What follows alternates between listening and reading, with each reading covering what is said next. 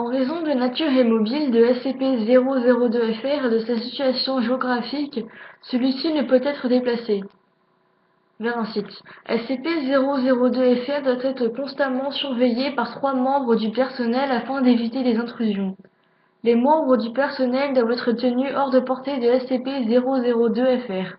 Celui-ci vient apparaître en dehors de SCP-002-FR.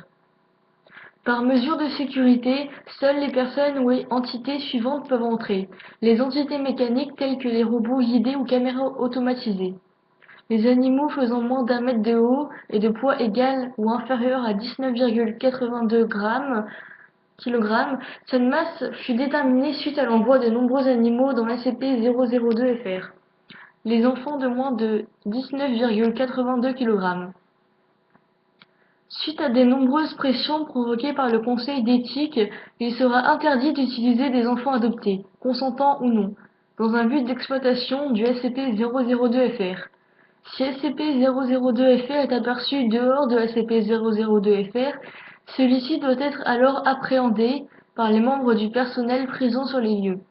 Les chercheurs supposent que SCP-002-02-FR dans les conduits d'aération de la structure, quelques témoignages de chants allemands provenant des bouches d'aération ayant été recensés. Toutefois, il est supposé qu'il ne peut être confiné dans un milieu solide. SCP-002-FR a été découvert dans le camp de concentration de Nattwiller-Struthof en France, suite au signalement d'une disparition d'une classe de 3e. Officiellement, sur le site a été fermé aux touristes pour une réquisition militaire.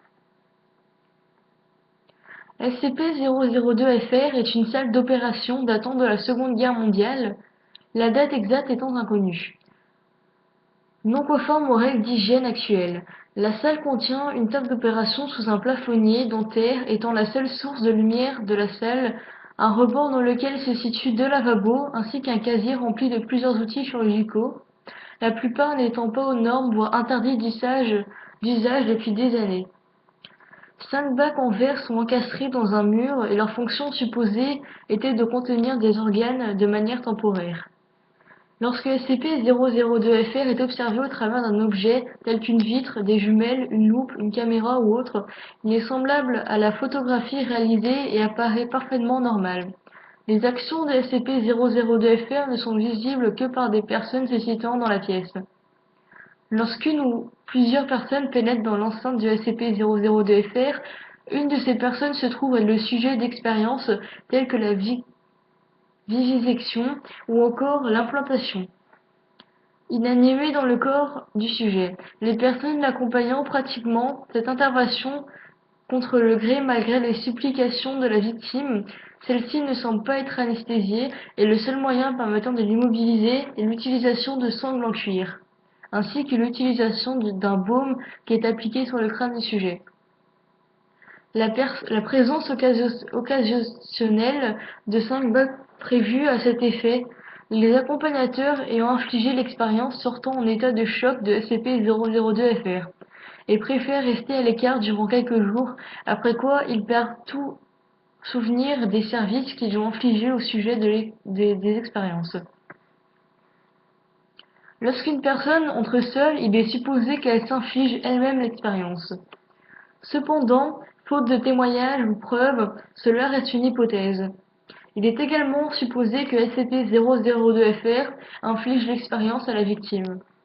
Une hypothèse veut que les expériences pratiquées dans SCP-002-FR aient pour la plupart la spécificité d'avoir usé d'une technologie encore inconnue permettant la survie des objets en état critique, ainsi que la survie des organes extraits sur une longue période sans apport d'éléments indispensables à leur survie en général.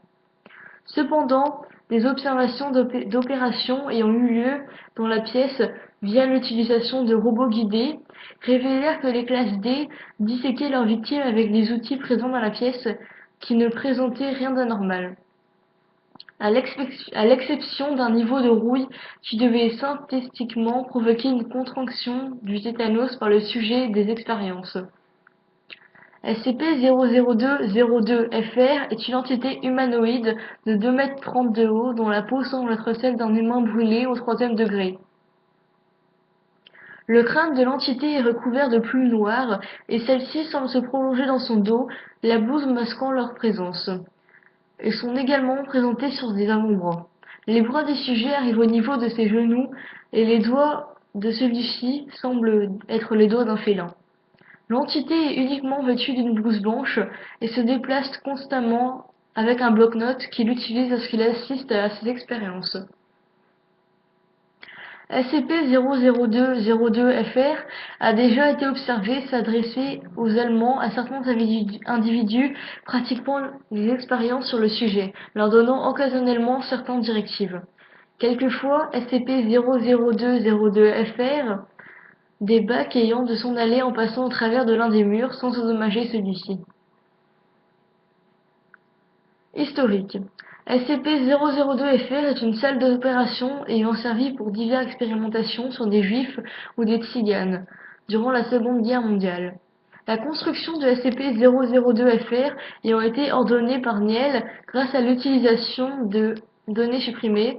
Suite à cette découverte, l'envoi d'un robot téléguidé dans SCP-002-FR permit de ramener des bacs d'12 clures parfaitement variables en transportables, des boîtes entièrement rougies par un mélange de sang, d'os, de cheveux et d'autres fluides organiques, ainsi que d'autres boîtes plus grandes contenant des vivants. SCP-002-FR fut découvert lors d'une visite guidée de cette salle d'opération ancienne par une classe de 3e de l'école, en Autriche.